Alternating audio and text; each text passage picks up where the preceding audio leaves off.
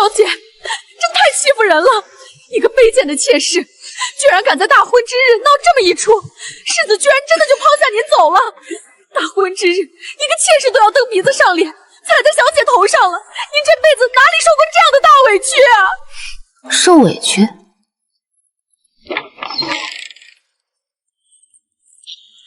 我爹说了，这天下除了皇上，谁也不能让我受委屈。宋小姐，你说的约法三章，我都听清楚了。无非是我宠我的心如，你做你的世子夫人，互不干涉。只要你安分守己，我自然不会少了你半分体面。谢世子，话要说清楚，不是安分守己，是你必须给我正室夫人该有的所有体面和尊誉。皇家赐婚，你我代表的是靖远侯府和兵马大元帅府，任何场合，我的身份都必须在顾心如之上。我知道，心如性子软，又怀了我的孩子，我多疼她些怎么了？你放心，我不会让她越了你的规矩。我还有事，你自便。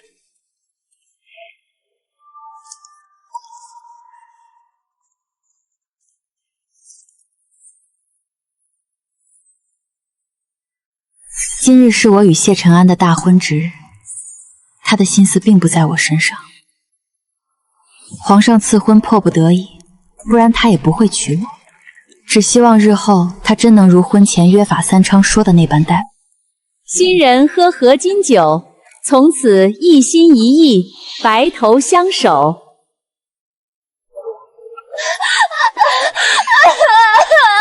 世子爷，救命啊！顾姨娘要上吊了，她拿着白绫挂在房梁上，说要带着肚子里的小主子一起走，不耽误你和夫人的好日子。混账东西！今日是什么日子？你敢在这里胡言乱语？奴婢不敢撒谎。姨娘哭着说，您娶了正室夫人，就不要她和孩子了，不如一死了之。奴婢们拉都拉不住，您再不去，就真的出人命了。谢承安，宋初瑶，你别无理取闹！心如怀着我的骨肉，她要是有半点闪失，我绝不饶你。今晚是大婚之日，洞房花烛，你若踏出这个门，明日京中所有人都会知道，靖远侯世子在新婚之夜抛下御赐的正室夫人，去陪一个妾室。你当初约法三章的时候，不是说过不管我宠谁吗？怎么刚进门就反悔了？我告诉你，心如在我心里的位置，谁也比不了。夫人，求求您发发慈悲，让世子去看姨娘一眼吧，就哄两句，马上就回来。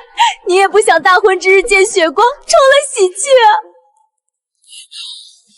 我去就回。新房里被踢翻的凳子，打翻的酒杯，还在燃烧着的龙凤烛，都显示着这个新郎官大概是不会回来了。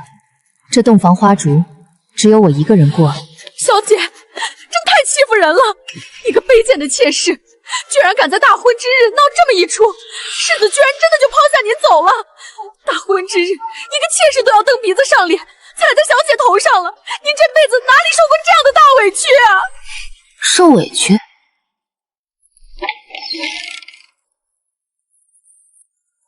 我爹说了，这天下除了皇上，谁也不能让我受委屈。他这不是不懂事，是蠢。大婚当天打我这个心腹的脸，就是打皇上的脸。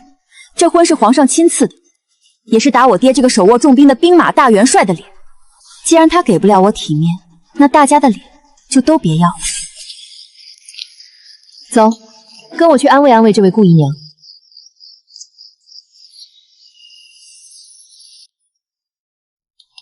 心如，别闹了好不好？我都说了，她就算嫁进府，也越不过你去。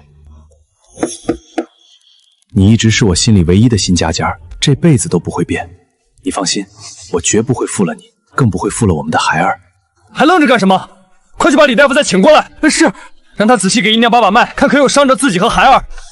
夫君，妾身身份卑微，知道今日是你洞房花烛的好日子，可我一想到你要和那个女人同床共枕，我的心都碎了。我宁可一死，也不愿意看着你们做夫妻。你若真的要和他圆房，你不如拿一根绳子勒死我和肚子里的孩子吧，我们母子俩绝不碍你的眼。说什么呢？我怎么会不要你？别哭了，别哭了，再哭伤了身子，我该心疼了。我这不是过来陪你了吗？今晚我哪儿也不去，就陪着你和孩子，好不好？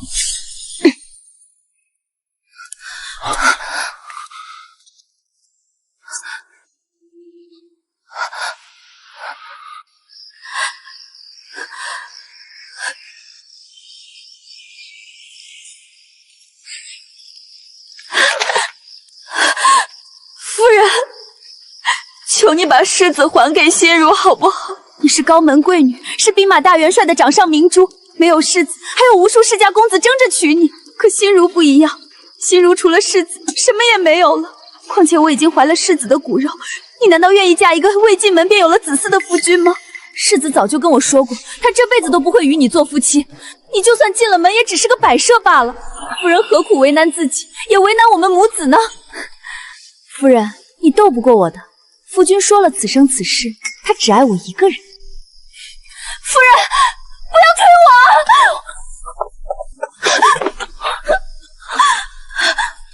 心如，心如，你怎么了？夫君，是我不好，是我妄想了。夫人不许我生下这个庶长子，求夫人怜我一片慈母之心。我只是想安安稳稳地生下世子的骨肉而已。我保证，以后我和孩子一定安安分分，绝不惹夫人生气。宋初瑶，若心如和她肚子里的孩子有半点不测，我绝不会放过你。我原以为你和那些善妒的妇人不同，当初约法三章你也答应的爽快，怎么刚一进门就变了脸，非要赶尽杀绝才肯罢休吗？我告诉你，就算没有心如，我也绝不会喜欢你。你死了这条心吧！这种把戏，我虽然知道会上瘾，却也没想到进门第一天就要面对。世子也该睁开你的眼看看，我离他还有几步，我怎么推得了你的心肝？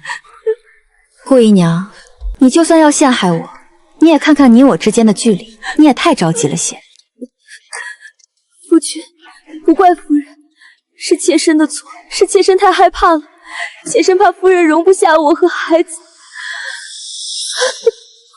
我的肚子真的好疼啊！宋初瑶，若非你今日进门大张旗鼓，处处给心如难堪，他怎么会动了胎气，更不会出此下策。你闹够了没有？既然世子是非不分，多说无益。我们走。小姐，就这么算了不成？他平白无故陷害您，世子还这么护着他，这口气咱们怎么能咽下去？算了，怎么可能？大婚前，谢承安与我约法三章，我容他宠爱小妾，但他必须给我正式的颜面，我们也好应付过皇上这场赐婚。反正他不喜欢我，我也看他不顺眼。但是，若他连世子夫人的体面都不给我，那大家的脸都别要。小姐，那咱们接下来怎么办啊？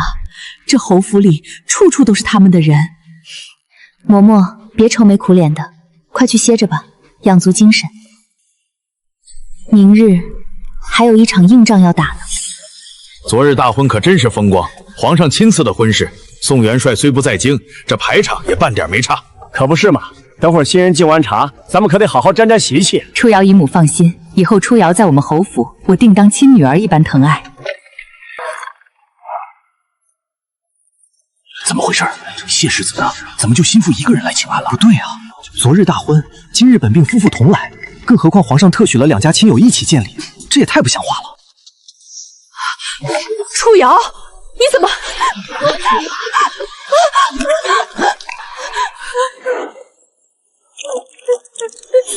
姨母为初瑶做主啊！好孩子，快起来！这是怎么了？谢承安呢？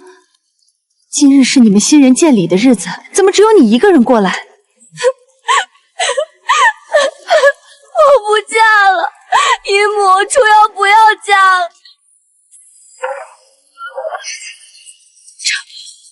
这到底发生了什么事？好端端的大喜日子，怎么说出这种混话？帝国公夫人，求你给我们家小姐做主啊！昨晚刚进了洞房，世子的那个顾姨娘就吵着闹着说自己不舒服，要世子来看看，不然就不活了。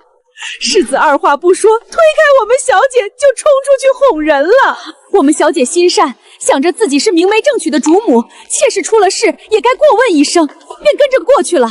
谁知世子竟指着我们小姐的鼻子骂，说夫人娶进来也不过是个摆设，她这辈子都不会我们小姐做夫妻的。世子心里只有那个顾姨娘，他还吼我们小姐，说小姐是故意过去找茬，想害姨娘肚子里的庶长子。我们老爷还在边关督军，没能赶回京送女儿出嫁。我们小姐孤零零一个人嫁过来，无依无靠，谢家就是这样欺辱我们忠良之后的。新婚之夜啊，世子放着正牌夫人不管，和一个卑贱的姨娘过了一整夜。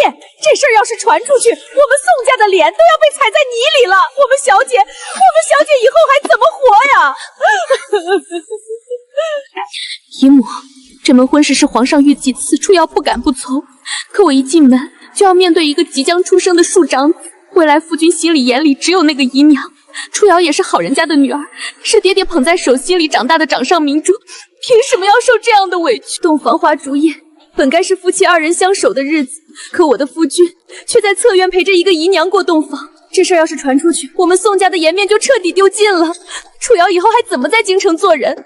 若我娘亲在天有灵，看到我受这样的苦，必定舍不得我嫁进这样的人家。世子若是不满皇上的赐婚，当初为何不直接拒了，偏偏要把我娶进门来，这般折辱我？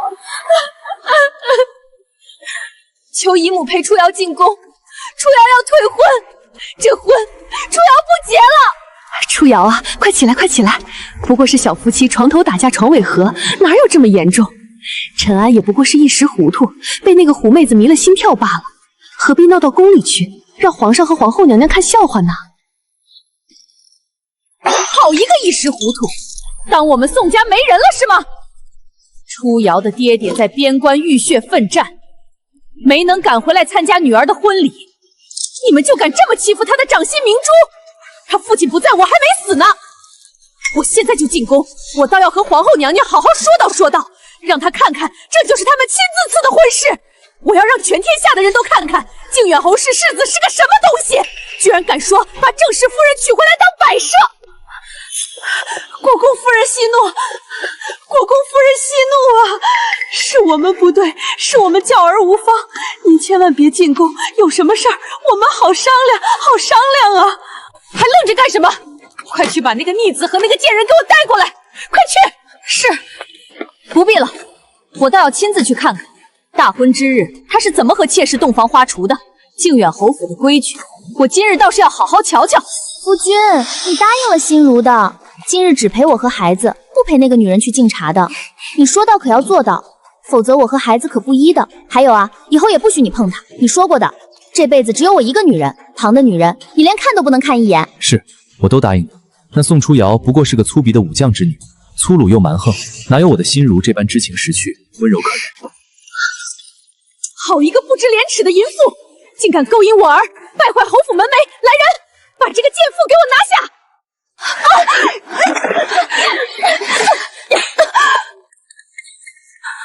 顾心如，我念你怀了谢家的骨肉，许你以妾室身份留在府中，不是让你魅惑世子，让他宠妾灭妻的。大婚之日，你竟敢把世子引诱在房中过夜，你好大的胆子！妾身不敢啊，妾身昨夜突然腹痛不止，怕伤了腹中的孩子，才不得已叫了世子过来。妾身真的不是故意的，还敢挑言善辩！来人，给他掌嘴20，让他好好长长记性，知道什么是尊卑有序，什么事该做，什么事不该做。母亲，您这是做什么？心如昨夜真的身体不适，她肚子里怀的可是您的亲孙子。混账东西，你还敢替他说话？你可知你昨晚宿在姨娘院子里是在作死吗？若是皇上知晓了此事，你该如何交代？整个谢家都要被你连累。皇上不过是赐了婚，我已经把人娶进门了，难不成皇上还要管臣子的内宅之事？谁家没有3妻4妾？宋初瑶就这么霸道，我连纳个妾都不行。侯夫人，看来世子并不如你说的那般会知悔改啊。这样宠妾灭妻、不分嫡庶的人家，我们宋家可高攀不起，这委屈我们也受不起。皇后娘娘，世子心中早有心爱之人，初瑶不愿拆散一对有情人，求娘娘恩准取消我为世子的婚约，成全他与顾姨娘吧。更何况顾姨娘早已有了世子的骨肉，初瑶自幼在高门长大，家中祖训有言，正是未进门便有庶长子，乃是对主家的极大侮辱和不尊重。初瑶不敢以一己之力辱没了宋家门第。侯夫人和世子可是对这门御赐的婚事不满。臣妇不敢，臣妇万万不敢。昨日陈安是喝多了酒，昏了头，走错了院子。今日酒醒了，他已经知道错了，以后再也不会犯了。臣妇已经狠狠教训了他，他日后必定会好好爱种宋小姐，绝不敢再宠妾灭妻。求娘娘开恩，饶了他这一次吧。世子的妾室不安于世，恃宠而骄，企图扰乱嫡庶根本，败坏纲常。赐落胎药1碗，即刻执行。皇后娘娘，求娘娘开恩啊！那心如腹中怀的是臣的亲生骨肉啊！逆子，你给我闭嘴！你是不是想害死谢家满门才甘心？等你父亲从边关回来，非扒了你的皮不可！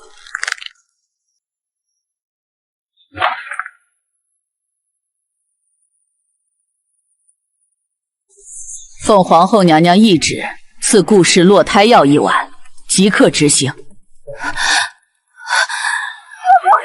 这是毒药，我不喝！我的孩子，我不能喝！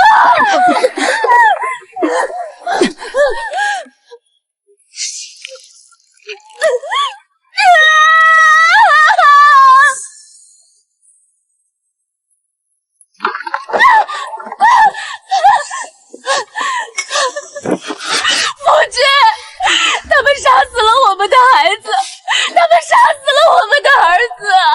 只因为我出身卑微，所以我连自己的孩子都不能留吗？宋初瑶，你好狠的心啊！你仗着自己是贵女，就可以这样为所欲为吗？我的孩子没了，我也不活了！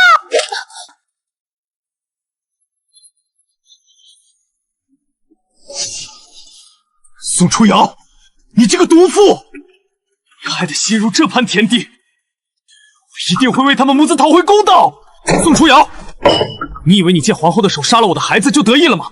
这里是靖远侯府，不是你宋家。你害得心如失去了孩子，那你以后也不配为我生儿育女。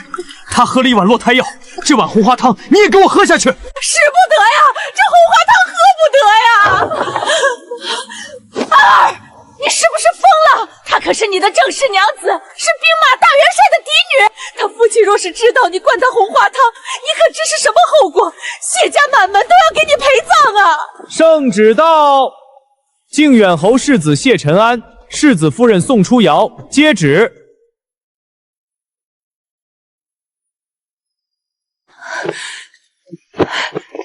奉天承运，皇帝诏曰：靖远侯世子谢承安宠妾灭妻，嫡庶不分，有乱纲常。兵马大元帅之女宋氏初瑶不忍其辱，念其父为国有功，特允宋氏之请，准其与靖远侯世子谢承安和离。从此男婚女嫁各不相干，钦此。和离？宋初瑶，你既然早就打算和离，为何还要害死我的孙儿？你这个毒妇！宋初瑶，你好手段，让心如落了胎，现在又想拍拍屁股和离。你想离开谢家没那么容易。我本无意与你的那些莺莺燕燕争宠，可你宠妾灭妻，连大婚之日都敢抛下御赐的正室，去陪一个侍妾过夜，是你先背信弃义，毁了我们的约法3章。我为何不能与你和离？我们宋家人从不受这种委屈。那又如何？你以为靖远侯府是你想来就来、想走就走的地方？我告诉你，只要我今天与你成了真夫妻，生米煮成熟饭，看你还怎么和离。更何况你一个和离的妇人，还是个善妒的毒妇，出了这个门，谁敢娶你？夫君，别生气，夫人只是一时吃醋罢了。女人嘛，一旦成了你的人，哪里还会想着和离呢？只要你让夫人成了你的人，她一定会心软的，以后再也不会提和离之事了。你一个卑贱的侍妾，居然敢说出这样不知廉耻的话，这里有你说话的份吗？我不过是为了夫君着想罢了。女子出嫁从夫本就是天经地义，夫人这样善妒，又怎么做得好侯府的当家主母呢？顾心如说的对，宋初瑶，今日起我们就做一对真夫妻，等生米煮成了熟饭，我看你还怎么和离。谢承安，你敢！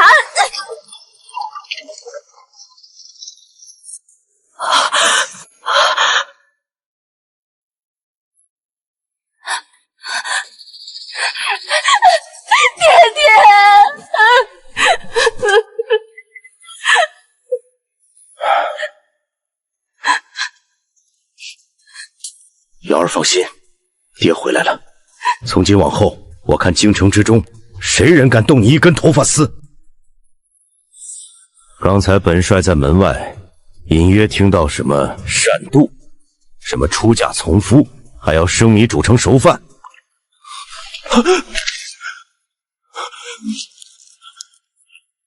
没想到靖远侯府如此大胆，皇上已经下旨允了和离，你竟敢还要强迫我的女儿与你做真夫妻！来人，将谢世子请到宫门前，告诉皇上，靖远侯世子谢承安宠妾灭妻，听从侍妾谗言，禁锢正室，且抗旨不遵，不许夫人和离，请皇上定夺。是，元帅。另外，派人去清点大小姐的嫁妆，一件不少的给我抬回宋府。遵命。再备一顶8抬大轿，接大小姐回家。瑶儿，上车吧，咱们回家。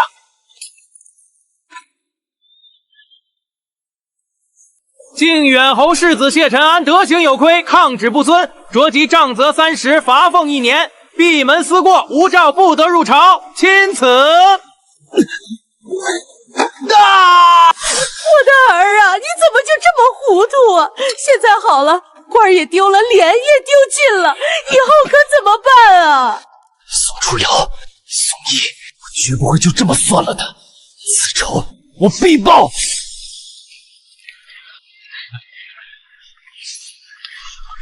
宋元帅，您可算来了！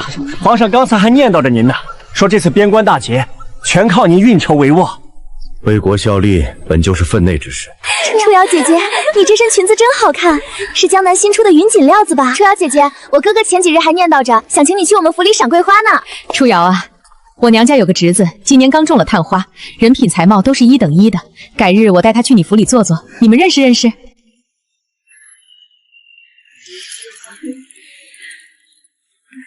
夫君，你看他得意的样子，不过是个和离的妇人罢了，还真当自己是什么香饽饽了。闭嘴！宋小姐安好，听闻宋小姐和离之后，一直没有觅得佳婿，不会是无人敢上门求娶吧？还是说宋小姐心里还惦记着我们家世子？不过恐怕要让宋小姐失望了。世子说了，只待我再怀上子嗣，便立刻娶我为正室。到时候，我就是名正言顺的靖远侯府世子夫人了。谢世子好大的胆子，居然敢把一个侍妾带进宫来赴宴。今日这宫宴可是皇后娘娘亲自设的，宴请的是京中权贵的正室夫人和嫡女。谢世子是觉得一个卑贱的侍妾也配合这些诰命夫人、世家嫡女平起平坐吗？还是说他根本没把皇后娘娘的旨意放在眼里？天哪，一个侍妾也敢进宫来参加宫宴，这也太不懂规矩了吧！就是，谢承安真是越来越不像话了，连尊卑都不分了。等会儿皇后娘娘知道了，肯定要发怒的。谢世子是把顾姨娘和这些诰命勋贵夫人摆在一起，你自己愿意自降身份，也问问在场的夫人们愿不愿意与一个侍妾平起平坐。谢承安真是好大的胆子，一个卑贱的侍妾也敢混进宫来参加皇后娘娘的宫宴，这还有没有规矩了？我看他是彻底鬼迷心窍，当初宠妾灭妻闹得满城风雨，如今还不知收敛，居然敢把这种人带到宫里来。回去告诉你家老爷，明日上朝务必参谢承安一本，藐视宫规，尊卑不分，成何体统？本来帝后就对他不满，他还敢这么嚣张，这不是自寻死路吗？可不是吗？放着宋元帅的嫡女不要，非要捧着一个青楼出来的女人，我看他是彻底疯了。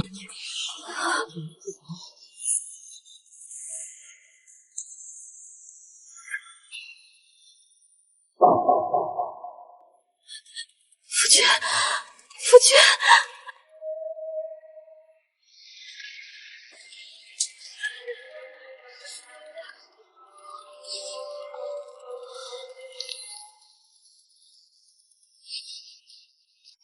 皇后娘娘驾到！世子，你唯一能做的，只有和皇后说顾姨娘是你的正室，3日后便会成婚，否则今日你怕是走不出这宫门了。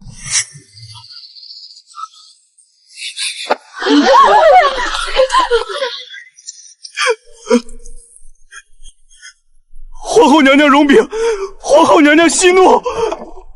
谢世子，你好大的胆子！本宫设下的宫宴，你竟敢带一个身份不明的女子前来，是觉得本宫的规矩管不了你靖远侯府了吗？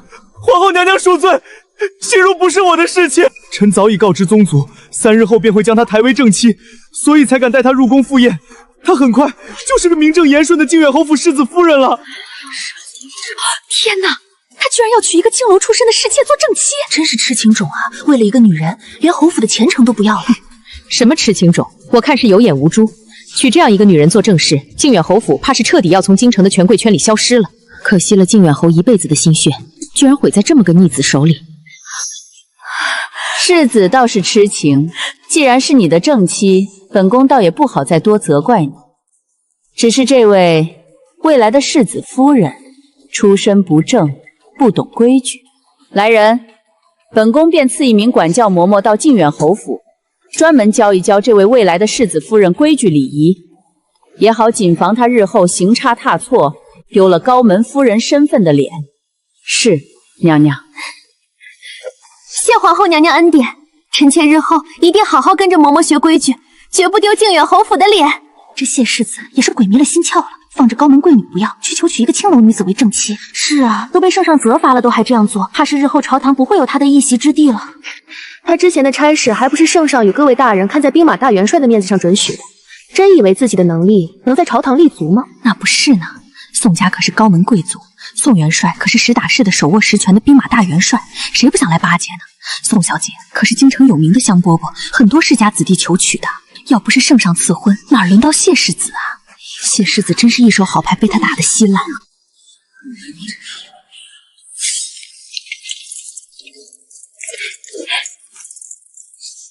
夫君，我真的要成为世子夫人了，以后我就是靖远侯府的女主人了。夫君，你怎么了？皇后娘娘都认可我了，你不高兴吗？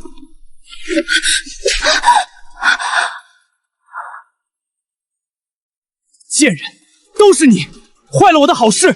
我千叮咛万嘱咐，让你乖乖待在角落里，不许说话，不许惹事，你偏不听，非要去招惹宋初瑶，如今惹下这弥天大祸。我只是看不惯他那副得意的样子，你以为你是什么东西？你想当世子夫人，你也配吗？你知不知道，你一个青楼出身的贱籍，就足以让全京城的人都看不起你。以色示人你倒是会，可你有什么身份教养，配当靖远侯府的正室夫人？此事已经上达朝廷，我会一言让你做这个世子夫人，但是你给我记住，从此以后你只得这一个名头罢了，别的你什么都不要再想。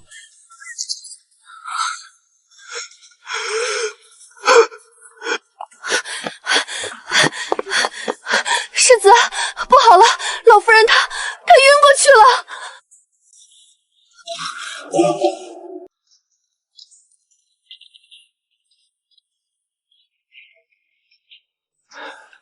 世子，老夫人是急火攻心，引发了中风，就算救回来，恐怕也会口眼歪斜，半身不遂，以后只能躺在床上了。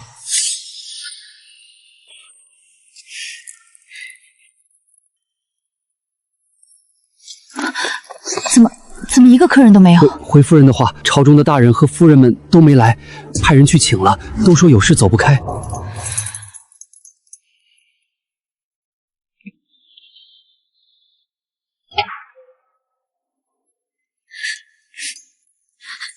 世子，他们怎么敢看不起你？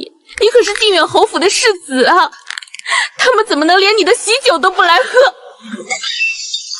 还不是因为你！若不是你这个贱人非要去招惹宋初瑶，我何至于落到今天这个地步？何至于在这里自取其辱？夫君，你去哪里？今天是我们的洞房花烛夜啊！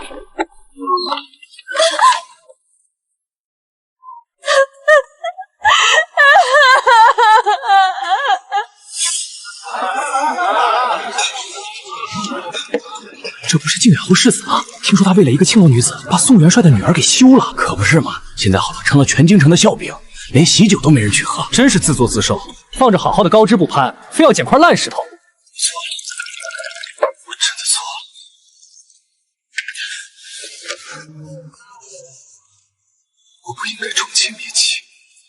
应该在新婚之夜抛下你。楚瑶，我错了。去宋府一趟，把这事儿告诉大小姐。这醉仙楼是宋家的产业，她在这里闹成这样，我可不敢做主。是，掌柜的。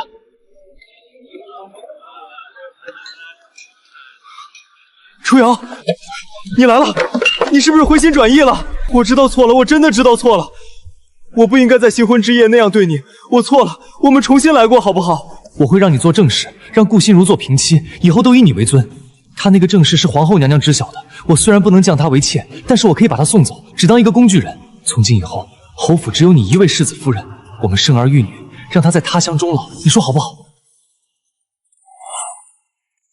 把谢世子抬回靖远侯府，还有世子今晚在这里欠下的酒钱，明日一早派人去侯府收回来，一分都不能少，不许赊账。是，大小姐。楚瑶，别走！楚瑶，再给我一次机会，我一定好好爱护你，不会再这样了。楚瑶。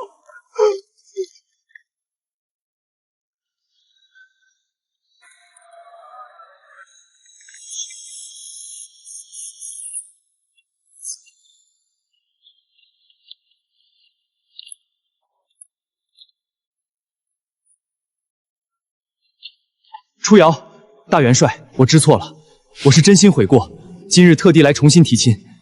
只要初瑶肯点头，我必定十里红妆，风风光光的再迎你进门。以后我一定好好待你，绝不再让你受半分委屈。就凭你们靖远侯府那点破落门第，也配娶我宋义的女儿？更何况你如今已有妻室，你待把我的女儿放在何处？我的女儿可不会和青楼女子共侍一夫。只要大元帅愿意将初瑶下嫁，我马上就把顾心如那个贱人送走。我本来就不想娶她，不过是被她算计，权宜之计罢了。若是大元帅还是不想见她，也简单，不过找个由头，让她到时候意外死了便是，保证干干净净，不会碍着初瑶的眼。谢承安，看来你还是不知悔改。为什么？世子明明说过，最喜欢的人是我。你怎么能这么狠心？你居然要送走我！你居然说让我死了便是！你为了你的仕途，居然连我都想杀！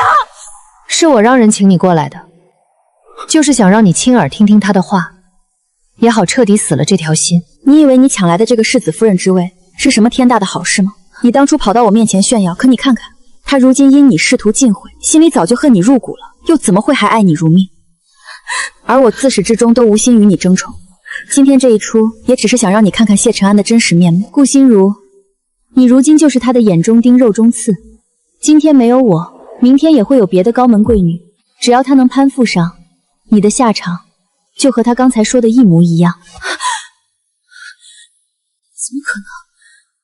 他明明那么喜欢我，我把我所有的身家都给了他，我把整颗心都掏给了他，他怎么会这么狠心？不是的，心如，不是的。楼里的妈妈说的对，男人都是负心人，没有一个值得托付的。早知如此，还不如留在青楼里痛快，至少付了银子就能买到几分真心，没有银子，大不了一拍两散，总好过现在人财两空。谢承安，你会为了你做的一切付出代价的。来人，把这个不知廉耻的东西，还有这些破烂玩意儿都给我轰出去！是。以后再敢踏进宋府一步，打断他的腿！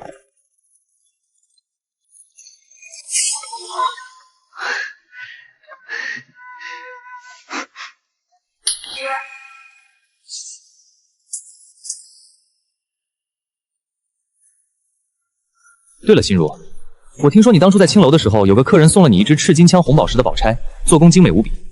过几日就是安国公嫡女的生辰，不如你先把那只宝钗拿出来，让我当做生辰礼送过去。等我得了安国公的青眼，以后平步青云了，一定百倍千倍的还你，好不好？安国公嫡女，世子不会是看上安国公家的小姐了吧？傻瓜，我心里只有你一个。若是国公家的小姐肯下嫁，那是咱们侯府的荣耀，到时候我就能平步青云，让你过上好日子。那她若是真的嫁过来了，我怎么办？你知我心中最在乎的人永远是你，到时候咱们先假装把你降为妾，等他进了门，生米煮成熟饭，还不是任我拿捏？到时候我再把你接回来，抬你做平妻。我的心里啊，从来都只有你一个人。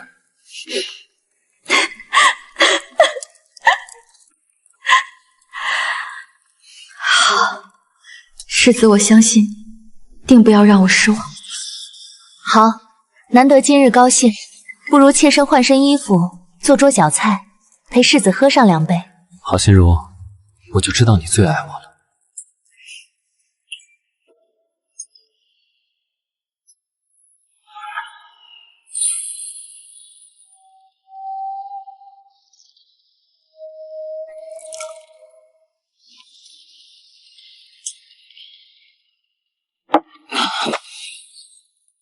谢晨啊，谢晨，你这一张巧嘴骗得我好苦。当初你承诺要好好对我，你的誓言原来这么的随便。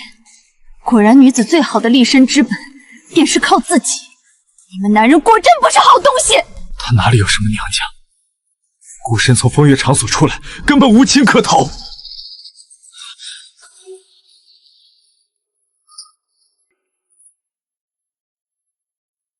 快去叫太医，快去！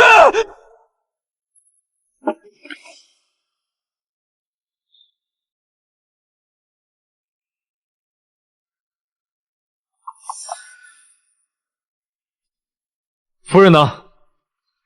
夫人一早收拾行李，说要回娘家一趟，天没亮就出城离开了。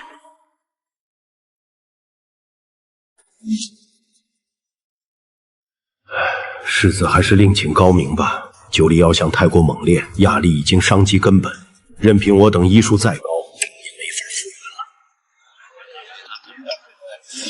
复原了。哎，你们听说了吗？靖远侯府出大事了！什么事？什么事？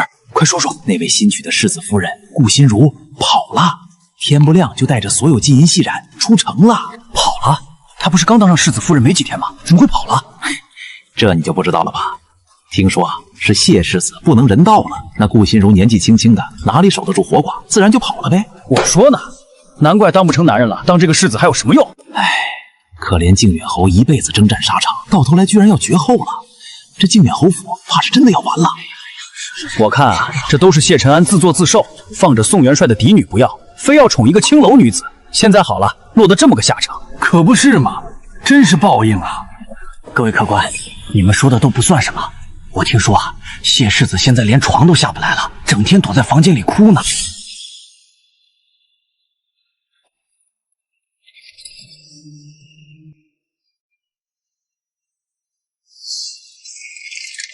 庶子不可教也！慈母多败儿，如今闹成这样，你这做母亲的还有什么话好说？当初是你善妒，死活不让我纳妾，自己又把儿子宠得无法无天。现在好了，侯府全败在你们母子手上了。靖远侯府不是我一个人的侯府，这关系着谢家几代人的未来，我由不得你们母子胡来。既然陈安已经没用了，那便怪不得我了。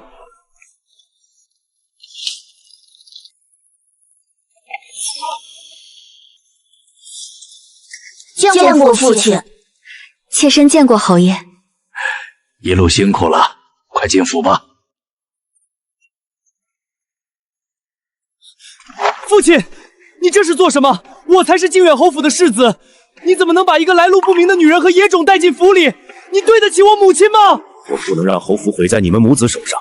谢承安，你已经成了弃子，难道你还不明白吗？从今往后，侯府的未来与你无关，爵位会由你的弟弟陈宇承袭。你若是识去，侯府还能给你一口饭吃，留你一席之地；你若是不识去，便自行离去吧。侯府容不得你再败坏他的声誉。我败坏声誉？若不是你当初逼着我娶宋初瑶，我怎么会落到今天这个下场？哼！若不是你德行有失，宠妾灭妻，抗旨不遵，侯府怎么会落到如此地步？事到如今，你还不知悔改？瑶儿，你看这个。吏部尚书的二公子今年20岁，刚中了进士，人品才貌都不错。听说还会骑马射箭，跟你有共同话题。还有这个，定国公的小儿子比你小1岁，性格开朗，为人正直。定国公夫人都亲自上门说了好几次了。不行不行，这个太文弱了，保护不了你。这个脾气太暴躁了，不行，这个长得太丑了，配不上我的女儿。老爷，您这挑女婿的标准比在军营挑兵符还严格呢。再这么挑下去，小姐都要被您挑成老姑娘了。胡说！我的女儿当然要挑一个天下数二的女婿才行，宁缺毋滥。要是没有真心对瑶儿好的，我就养她一辈子。爹爹，您慢慢挑，我不急。皇上不准我解甲归田，也罢，留在京中，正好日日守着我的瑶儿。我宋家的女儿半生傲骨，从不仰人鼻息，更不必看任何男子的脸色过日子。往后择婿，门第权势皆是虚浮，不求他高官厚禄，不求他家世显赫，一要真心待你，二要敬你重你，一要愿为你遮尽世间风雨。若是京中无人配得上我的瑶儿，那便不嫁。爹爹身子硬朗，养你一辈子，绝不让你再受半分委屈。女儿知晓。过往在靖远侯府的难堪，洞房独守的清冷，宫宴对峙的冰冷，尽数化作过眼云烟，再无半分波澜。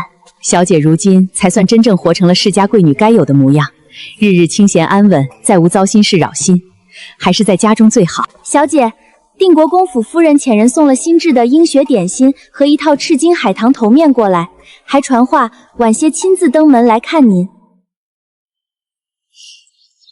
听闻定国公家几位公子品行皆是上等，还有礼部侍郎家的嫡子，镇国将军家的小郎君，个个温润端正。晚些你姨母过来，正好一起参详参详。如今满京城谁不议论靖远侯府？谢承安好好的锦绣前程，偏要宠妾灭妻，弃了元帅嫡女，娶个青楼出身的女子，最后落得身残失势，沦为弃子的下场，真是天大的笑话。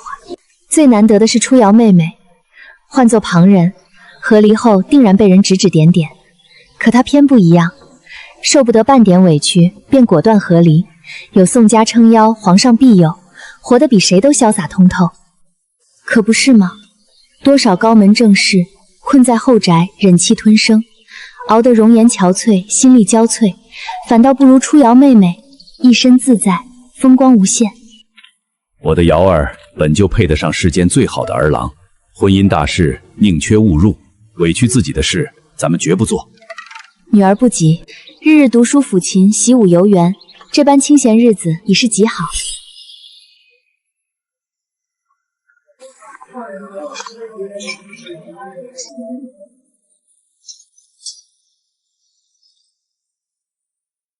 顾掌柜久居江南，不知听闻京城趣事没有？那靖远侯世子谢承安，如今可是彻底废了，身残五子被弃侯府，日日苟延残喘，成了全京城的笑柄。昔日高高在上的世家世子，落得这般田地，也是唏嘘。听说当初还是为了顾掌柜你，才闹得家宅不宁，和离弃妻呢。唏嘘什么？都是他自作自受。谢承安本就凉薄自私，当初利用我争宠夺权，为了仕途可以弃妻，为了前程可以杀我，这般男人何来情深义重？从前我困在后宅，争风吃醋，委曲求全，妄图依附男人求安稳，实在可笑。如今我有钱有宅院，有立身之本，不靠任何人，活得自在逍遥。男人从来靠不住，唯有自己手握钱财，立足于世，才是真正的安稳。他落得这般下场，活该。曾经我一度以为一纸婚约会将我终身困死在靖远侯府的深宅牢笼里，往后余生只剩无尽的后宅纷争，日日与妾室周旋争宠，步步小心翼翼，忍气吞声度过一生。可我骨子里属于宋家嫡女的骄傲与豪骨，从未允许自己低头受辱。小姐，如今总算得偿所愿了，再也不用受那些安杂委屈，日日自在舒心，真好。是啊，嬷嬷，如今他们都得到了应有的惩罚，靖远侯府也已被京城权贵除名了，谢承安也为自己的所作所为付出了代价，一切也已尘埃落定了。小姐也算苦尽甘来了，谢承安算什么东西，不好好珍惜小姐，如今也是罪有应得。我听说他早已被侯府抛弃，靖远侯直接表明没有他这个儿子，他现在早已沦为弃子，在落败的偏远院子过自己这漫长的一生。他现在似乎已经完全疯疯癫癫的了，像一条丧家之犬。终究是恶人有恶报啊！从前我总以为女子的安稳要靠夫君庇护，靠婚姻成全，如今才彻底明白，从来不是这样。真正的安稳从不是旁人施舍的，是我自己的清醒果决，是我绝不委屈自己的性子，是爹爹和宋家给我的底气与靠山。有父亲万般宠溺，有家人朝夕相伴，无纷争，无算计，岁月温柔，岁岁安然。这便是我此生最好、最圆满的结局。那些曾经肆意欺辱我、算计我、辜负我，如今尽数坠入尘埃，深陷狼狈泥潭，沦为全城笑柄，终生困于自己造就的恶果里，永世不得翻身。而我宋初瑶涅槃脱身，逆风翻盘，坐拥繁花盛世，岁岁安稳无忧。